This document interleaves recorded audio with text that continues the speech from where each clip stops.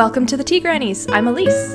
And I'm Maria. Today we're here to talk about story scrapyards. This episode will focus on killing your darlings and what happens when you think you just can't. So pour yourself a cup of tea and let's get started.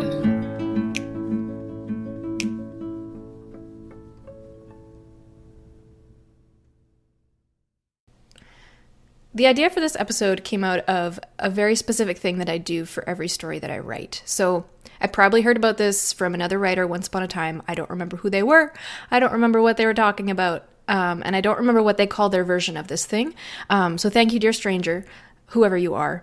You have saved my life. So I create a document in my story project folder whenever I start a new story. And it's a separate document from the draft or any other notes or a style guide or anything that I'm using to keep myself on track. And I used to only create it in the editing stage, but now I do it in the first draft stage because that's when it's the most helpful. So I call this file, this document, the scrapyard. And when I come to a section in my draft where I've written a big or a small chunk of words that either I really like or I feel attached to for some reason, maybe because I put effort into them, they were hard to get out, and then I finally have them, so I'm attached to them. Doesn't matter what the reason is. If at some point I realize that they don't fit into the direction that I'm going with the story anymore, some people will tell you, you just got to cut it. You just got to axe it. It's gone forever. Never look at it again. Trash it. And that's, that could work. I've done that sometimes. And I don't usually regret it. But the story scrapyard is essentially a way to save your brain from worrying about whether you'll regret it or not. So instead of just axing that section, just killing that darling, if you don't want to, I cut and paste the words and I stick them in the scrapyard, and I probably never look at them again, but they're always there. And I can grab them again if I decide that I need them. I probably never will, but the option is always there. Yeah, because the sections that I swap over generally stay in the scrapyard. I never look at them again. It's less of a safekeeping spot and more of a brain trick. Everything I do is a brain trick. I don't have to kill my darlings. I can just move them into a safe little box where I can get them again if I need them and move on with my life, move on with my draft until the time comes. The time will never come when I need them again. And it's literally just a way of tricking myself into continuing to write, into continuing the draft and getting it done without getting hung up on things that I might use it later or it might be helpful somewhere down the road, but I don't really know when. And if the name Scrapyard is too depressing for you, you can name it whatever you want. That's just what I call it. You could call it your true art. You could call it the most beautiful thing you've ever done. Whatever makes you feel happy and whatever makes you feel better and whatever helps you move on is what you want. But trust me, once those words are filed away, chances are you'll never use them again and you'll forget about them. You'll move on and you'll just be a happier person as a result. No, I'm kidding. I can't promise that, but you won't be clinging to these shreds and pieces that you might be able to twist into your story and create even more work for yourself because you're trying to figure out how they're going to fit when they just, in the end, they just don't fit. And that's the reality of it. So I have a similar-ish process, although my extra scenes usually make it in. So the difference is I'm not as wordy of a writer, so I don't usually end up in a place where I have to cut very much. I'm always bulking things up. So when I get an idea for a scene, sometimes it's a scene for the end of the book and I've got the idea in chapter 2 and I'm well, I don't want to forget because in case anyone doesn't know me that well, I forget everything if I don't write it down. So when I think of a scene that I think is going to be good, I do it right then and then put it away. So I use Scrivener to write. So I have different folders within Scrivener. And I have one that I just call it extra scenes or bonus scenes or whatever. And I number the scenes and I'll maybe put a note for later in the story or after X happens. But often they're just kind of there numbered because it makes me feel organized. They're not very organized. And I will put scenes. So if I do cut something, I will often put them in the extra scenes folder. And then if I go through my edits and I decide that I liked the original better, I can just put it back and I didn't delete it. And I'm I don't remember that exact turn of phrase that I'm suddenly very attached to. It's kind of all there. And this is also where I will write scenes if I'm stuck, I will sometimes write a scene from a different character's point of view who's not going to be a point of view character overall, but it helps me get unstuck. I've done it a couple times, and I'll leave that in the extra scenes folder. And I often will refer to it when I need a bit of a bump again, specifically with that character, or a scene with that character and my main characters. So that's kind of a good spot for it as well. But yeah, like for the most part, my current story that I'm working on that's about to go out for copy edit, all the extra scenes made it in, and my story before that, no. But for the most part, they make it. But that's just because I really am not very wordy, so I don't cut things lightly because I know I've got to write like double to make up for it. Yeah, I think we talked about that a little bit in the first drafts about how you write shorter and I write longer, and you bulk up and I have to cut and cut and cut. So it makes sense that our strategies are a little bit different. Yeah. Still helpful. Still good. Yeah, exactly. I'm thinking about yours and thinking, oh, maybe I should try that.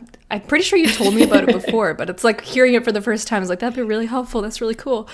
You might need like two different docs. Like one is your scrapyard and one is your like extra, like maybe these will work at some point. Scenes. Yeah, exactly. Because when I'm actually going to cut a scene, I am ruthless. I'm like, well, goodbye. I know you're not working. And I just hit delete and I never think about it again, which is why I really like to workshop your stuff, because I can be like, we can cut and cut and cut. So ruthless. You can be vicious. No, I've never been hurt by your cutting. I've always asked for it, so that's nice. It's my skill. I think maybe a helpful way to frame this too is like when you're cutting stuff out or deciding whether a scene fits in or not, and you decide that it doesn't. It's kind of like a form of self-rejection, which is something we're going to talk about today. So if you want to frame it in that way, that might be helpful, because like everyone will tell you if you want to be a writer, you're going to have to face rejection, blah, blah, blah. And you're not, often we don't think about it in these terms, but you're not just going to face rejection from agents and publishers and the people that you're trying to get your book out to, but you're going to face it from yourself. And like we talked about with imposter syndrome and those different things, like a lot of the things we tell ourselves can fall under the banner of self-rejection. And I would say my story Scrapyard is my safe place for that, because I'm not saying that the writing is terrible and it's a crap scene and I'm never going to use it because it just was never good in the first place. That's not at all what I'm saying to myself. I'm saying, yeah, it could have worked if the story went in a different direction. It's going in this direction now, so we're not going to use it, but it was still helpful to write it out. If you didn't write it out, you might not know that by the end of it, and it's not wasted space. It's not a wasted opportunity. But it can be really difficult to know what doesn't fit because the story direction has changed, or what doesn't fit because it just needs to be reworked. Like telling the difference between those things and figuring out what of your own work to get rid of can be really hard to decide. Yeah, this one's always a doozy. How to know what belongs in the scrapyard. So the biggest thing for me is this scene driving the story forward? So if it is, it can usually stay. Sometimes I let my beta readers tell me if it doesn't fit. I don't tell them that I think it doesn't fit. I leave it. And if they flag it, then I know it definitely doesn't work.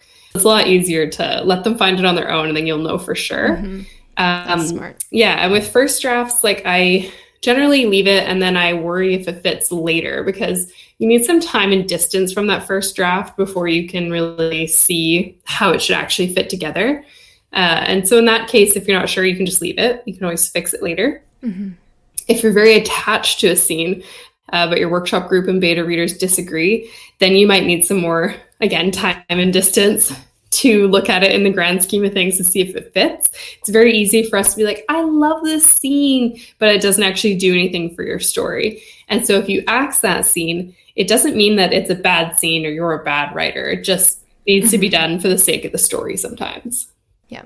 Yeah, it might be a really good scene. Like you might love it for really good reasons, and it is really well written and it just flows really well, but that doesn't mean it fits the overall story, which I think it kind of highlights the importance between a workshop group that works pieces at a time and a beta reader who reads the whole thing at once. Like those are different kinds of feedback, and it's so important to have both.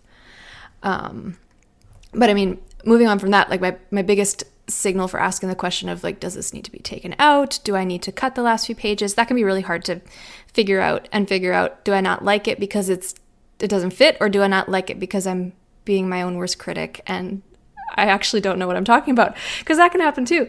But for me personally, I usually know when to ask those questions when I start feeling like I'm hitting writer's block, which, depending on who you talk to, if you talk to me, writer's block is a myth. I don't think it's an actual thing. I mean, I think it's a term that you can use to highlight a different underlying problem. Writer's block as a concept is just too easy of an excuse. Like, I'm not sitting around waiting for my creative muse to strike. That's not how this works for me.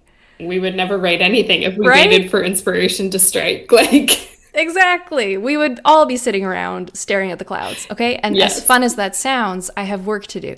So writer's block comes down to procrastination, honestly, for me, or a lack of motivation. It might come down to you don't have enough brain space for creativity because of whatever else is going on in your life. And then maybe you need to take a break, and that's valid, that's important. Take care of your mental health. Take care of yourself first. But for me, most often, when I feel that writer's block, like I just can't write, I'm not feeling it, that is my signal that I've written myself into a corner. I've made my character do something out of character, and it's just not, like, it's not flowing with what they normally would do, and it's just, I'm stuck, or I don't know where I'm going because I don't outline. And I've hit the point in my story where I can't fly by the seat of my pants anymore, and like I need to know what's going on. So I need to sit down and outline the crap out of a scene or something, which I hate doing, so I put it off as long as possible. But usually if I've written myself into a corner, if that's what's happening, it's usually in the first draft stage, and it's one of the only reasons that I will ever go back and edit during a first draft. Like, I don't want to get caught in the trap of revising and never finishing my story because I'm constantly revising the first few chapters. So I usually just plow through. But if I write myself into a corner where I can't move forward anymore because it's not coming, the character doesn't seem to want to do or when I try to make the character do something, it just doesn't flow, it doesn't seem to work. That's when I look at it and think, I may have to go back and fix this, or put a note in to say I'm changing direction, and then just keep writing from that new direction, even though some things will be missing or fractured. You can go back and fix it later, or a couple of times I've had to completely scrap 10 to 20,000 words and rewrite them all again in a different way more than once. Like Roots of Blood, my book that's coming out this month. The ending that I wrote, I'm pretty sure I rewrote 30,000 words towards the end 4 times because it just didn't work for me those 4 times. And then I finally found something and had to fix it up. But yeah, I had to scrap a lot. And I didn't keep all of that in a scrapyard, but that's usually when I find the scrapyard is the most useful because I'm writing all these words. I'm like committing to a direction. I'm committing to a scene or an idea I want to write towards it. It's going to take me a few chapters to get there. And I might not realize that it's not working until I've already tried. So I'm left with all of these words and I need to get rid of them and do something else. And that's when I will cut and paste that whole section, all those beautiful words, into my story scrapyard and forget about them. Like, that's how I get rid of them. That usually happens to me around the 50% or the 3/4 mark in the draft when, yeah, I didn't outline, so now I have to think about an outline. and then at that point, if I have something that I think is going to work, that's when I do a very rough plan. Like, if you're not an outliner, like I'm not, if you are, you probably don't have this problem. But if you're not, you don't outline, this could be a good place to have a very rough idea of these are the beats I want to hit. I don't know when exactly I'll hit them. Maybe I don't even know what character is going to hit these different pieces, but I need to solve these problems before I get to this point in the story. And yeah, that's when the kind of playing around, writing it out, scrapping it happens for me. Maria, I don't know if you have to do that because you say that you write less and then you add more later, whereas I write more and then I cut more, and that's part of my process. So I don't know if you've ever experienced that. Sometimes I've had to rewrite sections of scenes. Earlier, like when I was a newer writer, I would have to rewrite big chunks because they just sucked so bad. Now I feel like I get to know my characters a little more at the start, and that has really helped me. So I will sometimes change change things. And sometimes, I'll just scrap like whole sections and just rewrite it the way I want it. Another trick that I do if I'm rewriting something, but I don't want to I want to keep it sort of similar, but I'm changing a few things, I will just write like ahead of it and just keep the old one underneath, so I can keep checking back, and then I slowly delete sections and I work my way down until I get to the problem area, and then I can look at the original, why it was a problem, and then I can look at my new piece and go, okay, how am I going to do this? But that usually comes later. Like first drafts, I'm very much for like getting to the end, and I will have the extra scenes. But that usually ends up becoming second draft problems for me. Okay. Yeah. And for me, like that process that you explained of like keeping the problem area below and writing over top of it and deleting as you go, that I usually do that in first draft, and then I continue to do it in second draft and third draft, and yay. It works really well. Like when it took me a long time to start doing that, and I was like, man, where has this trick been all my life? This is so much easier than like going back and forth into docs and like, oh, where was I? And, oh, what was so bad about that anyway? When I'm looking at it the whole time, I'm like, oh yeah, I know what I'm going to do to fix you now. Yeah, and I can't emphasize this enough. Like, those words aren't wasted. Those words, that time is not wasted. You may feel like you've wasted your time and you've wasted work. You've wasted that effort, but it's not a waste. All those words, whether they're kept or scrapped, are a part of the process to that story and a part of that story. And they're important and they're useful in getting through the draft. And that is the primary goal. So if they help you do that, they're a winner. Exactly. Even if you put them in Scrapyard. They're still there. Exactly. And so sometimes you'll get feedback about a scene, or sometimes huge portions of your story where it will make you question everything. Sure. And you'll wonder if you need to scrap the whole thing or big sections or whatever. We talk about feedback a lot in our workshop groups episode, so I'll try not to repeat myself too much here, but you do have to remember that it's often one person's opinion. I think like when the whole group agrees or the majority rules, then I'm like, okay, it's probably a problem. Maybe I got to fix it or rewrite it or whatever. Yeah. But if only one person thinks that and no one else agrees, I tend to disregard that opinion. And this happened recently. I think there was 6 of us in our group, and four loved a scene, and one person was very adamantly against it. And no one else agreed. I had a couple people that don't write. They're just like my friends. I had them read the scene and they said they didn't agree. So I was like, okay, it's obviously fine, right? Like I'm giving you this advice and I'm saying this right now. But when it happened to me, it upset me so much that I wondered for about a week after if I was making the right decision. And I was thinking like, should I scrap that? Should I take their advice? And I ended up going back and reading that scene like about a month later when I was further into my edits. And I went, no, it is fine. It's totally fine the way it is. And so that you're going to run into that too, where someone thinks it's not important to your story, but you have to remember it's your story and you know it better than they do. You're going to have to stand your ground with a scene that you know belongs, even if someone else doesn't agree with you. Mm-hmm. Yeah, I would follow that like majority rules in most cases. Sometimes I'll have feedback where one person flagged something, nobody else flagged it, but in discussing the feedback, a couple people were like, oh yeah, I did notice that. Or now that you say that, that does resonate with me. And like you can always take that with a bit of a grain of salt because like we were saying with sending stuff to beta readers before, if you flag something, all they're going to be thinking about when they read that scene is the fact that you flagged it in the first place. So it might not be their natural reaction. So do take that with a grain of salt. But at the same time, like I do try to weigh even individual comments quite heavily and just be like, is this a valid point? Considering whether the person reads in my genre, considering whether they write in my genre, and considering the rest of their feedback throughout the piece can also be helpful as well, because then it just kind of can show you if they might just having a bad day. They might. And it does happen. It does happen in workshop it does. Groups. Yeah. I can say it's happened for me. There's sometimes where I'll send out feedback to our group and be like, hey guys, this has been a tough week for me. So if my comments seem a little off, a little scarce, that's why.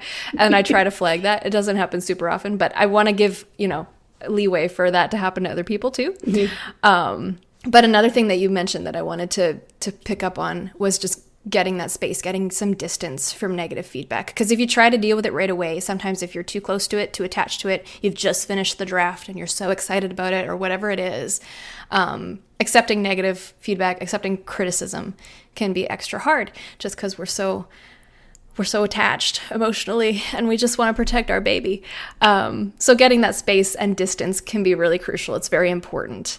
And we're just not in a great frame of mind to think about it. So taking a break, coming back to the comment, that's not a failure. That's not a concession that they're right and I'll never be good enough or anything like that. Like, you can leave it for a while and all you're doing is saying, I'm not in a frame of mind to receive that right now, but I'll come back to it when I feel more grounded and focused and I'll reevaluate. And I may end up disregarding it entirely, and that's okay. But taking that space when you know you're not ready can be a lifesaver.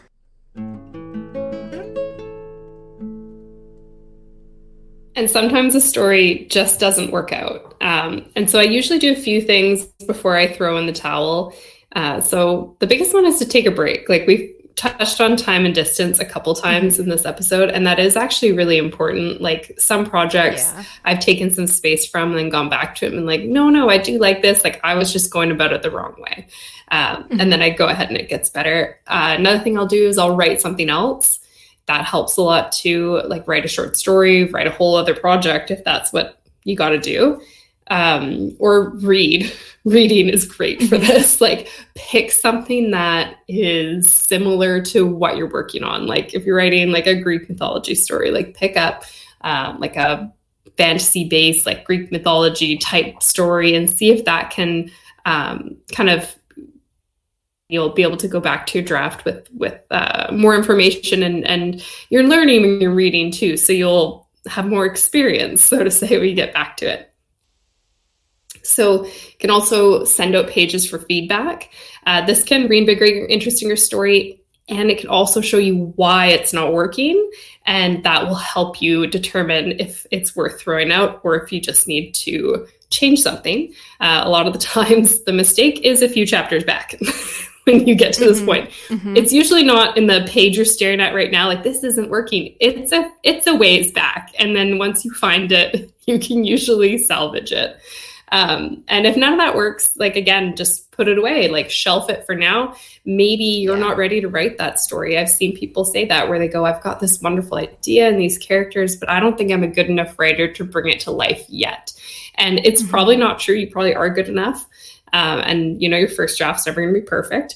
But sometimes, you aren't ready to write that idea, and you can put it away. Yeah. You can write it later, write something easier that comes more easily to you, and then come back to it another time. Yeah, you might just need to take the break to develop the confidence to know that you're a good enough writer to do it. Exactly. Right? And that's totally valid. And like you were saying, consider that it might not be the whole story. If it's not working out, it might not be the idea that's bad. And likely it's not the idea that's bad. It might be the idea is not quite fleshed out enough, but likely it's not the idea at its core. So when you start thinking about, okay, why isn't this working? Like you said, go back, because it's probably not the page that you're working with. It's probably a few pages back, a few chapters back, where things started to twist. When did things get choppy? When did they start getting hard? How long have you been struggling through writing scenes? How long have you been struggling to get that word count up?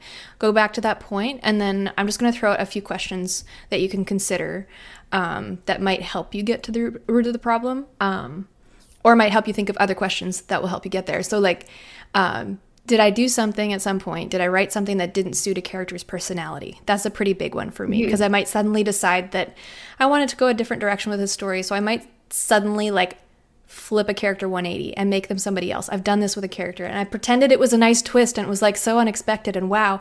And then when I got feedback on it, it was like, you just completely changed this person, and it threw me off so bad that I don't want to read anymore. Like, what are you doing?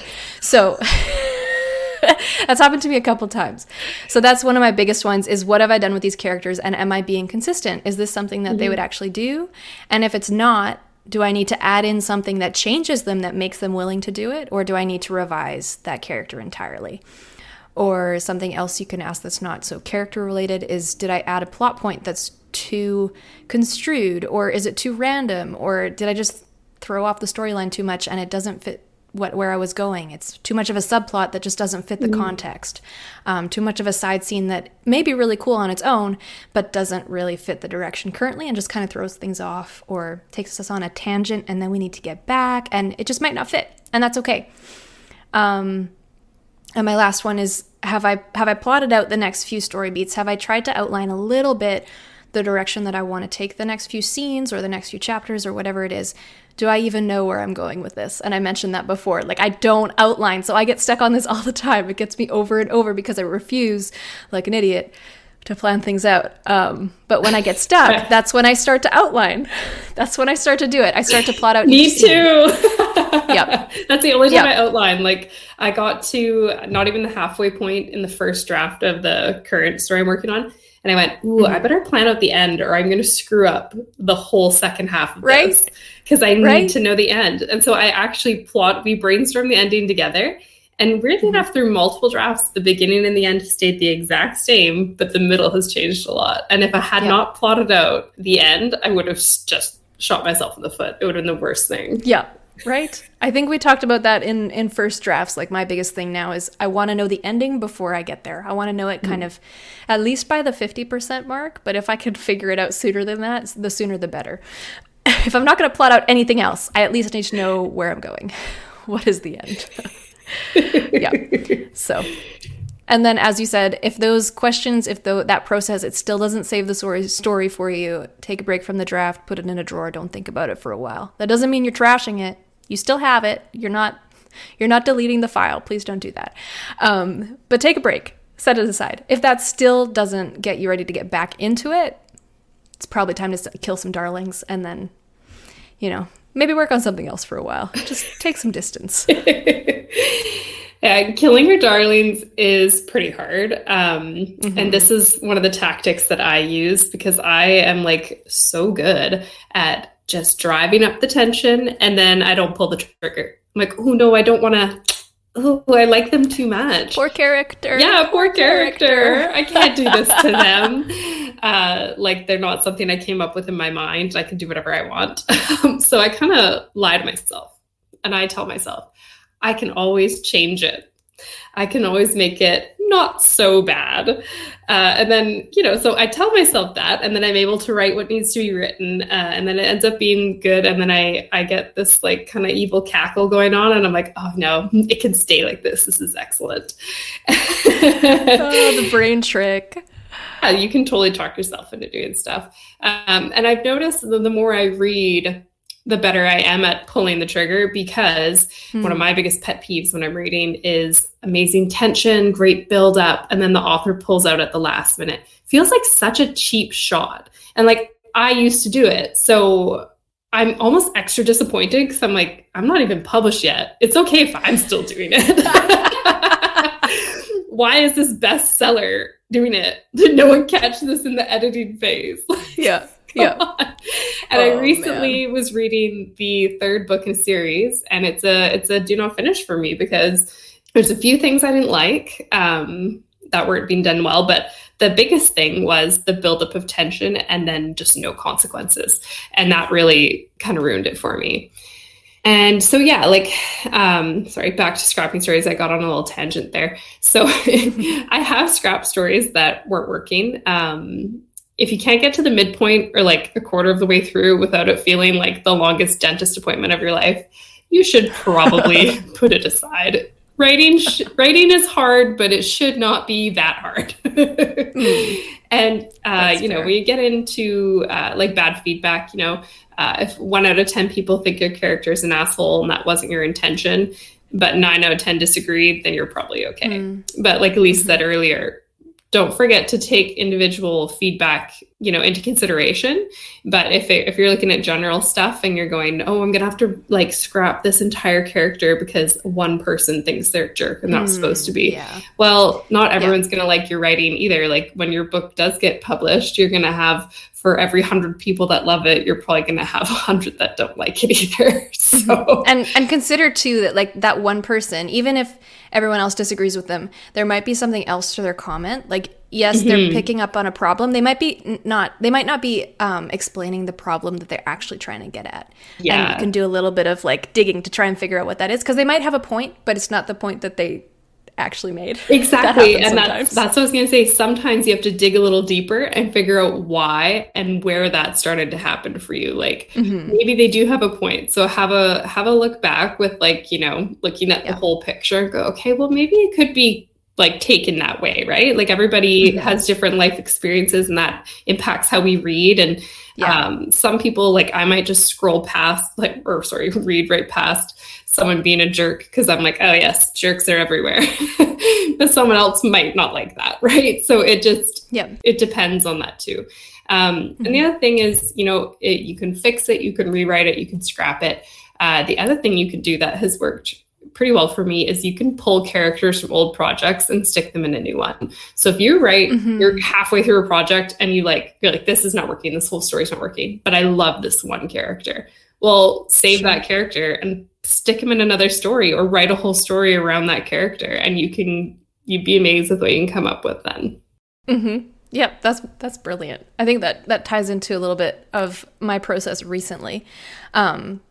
When I was going to get onto like scrapping entire story ideas. I don't do that very often now, but when I was a teenager, after I started writing, I used to keep a spreadsheet. A spreadsheet of all the story ideas I had ever started up until whatever age I was.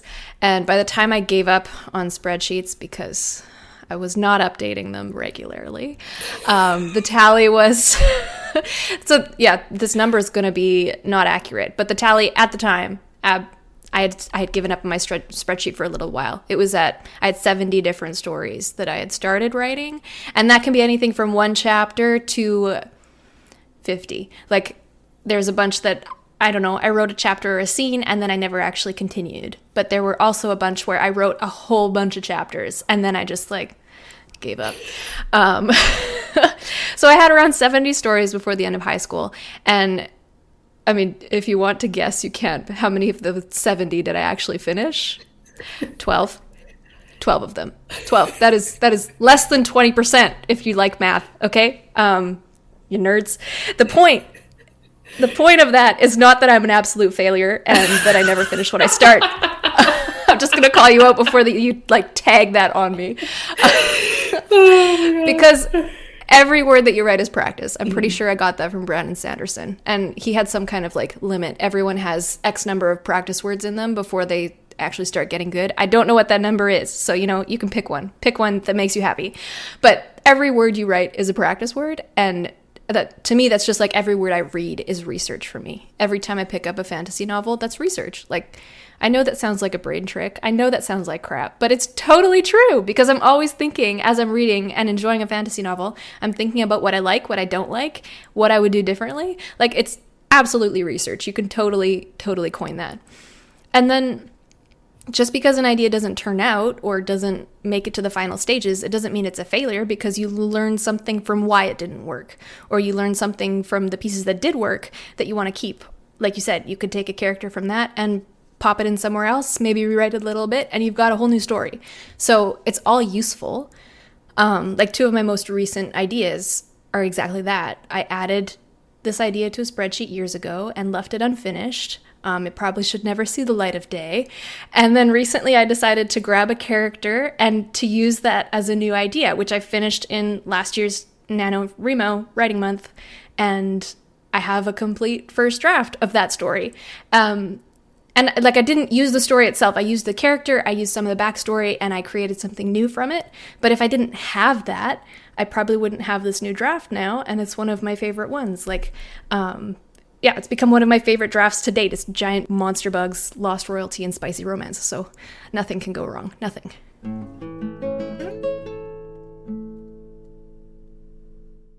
So just because you scrap something as it is now doesn't mean that you won't ever use it again.